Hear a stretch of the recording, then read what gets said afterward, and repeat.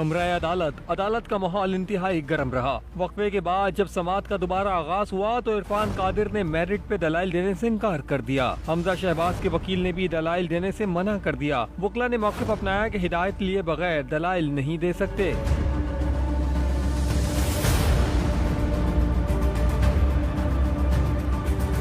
وفاقی وزیر قانون نے کمرہ عدالت میں سیاسی تقریر شروع کی تو چیف جسٹس نے ریمارکس دیے۔ ہر لفظ ریکارڈ کیا جا رہا ہے، آپ احتیاط سے کام لیں، ڈکٹیشن مت دیں، رسرم چھوڑ دیں، بیٹھ جائیں۔ عرفان قادر نے کہا، ایک بینچ اہم کیس سنے گا تو سوالات اٹھیں گے، تمام فریقین کو ایک سنے گا تو مزید وقت دے دیں۔ سپریم کورٹ کے فیصلے میں نظر ثانی درخواست دائر ہے۔ فاروق ایچ نائک نے دلائل دیے۔ اس وقت عدالت میں تلخ کلامی بڑھ گئی۔ عدالت کیس کی سماعت ملتوی کرے تاکہ تلخی کا ماحول کم ہو۔ فاروق ایچ نائک کی جمعرات تک سماعت ملتوی کرنے کی استدعا مسترد ہو گئی، جس کے بعد چودھری شجاعت کے وکیل نے دلائل دیے۔ حکومتی لیگل ٹیم کا چوتھا وکیل بھی جواب دینے میں ناکام رہا۔ سماعت 15 منٹ کے لیے ملتوی کی گئی۔ مختصر سماعت کے بعد پھر کارروائی آگے بڑھائی گئی۔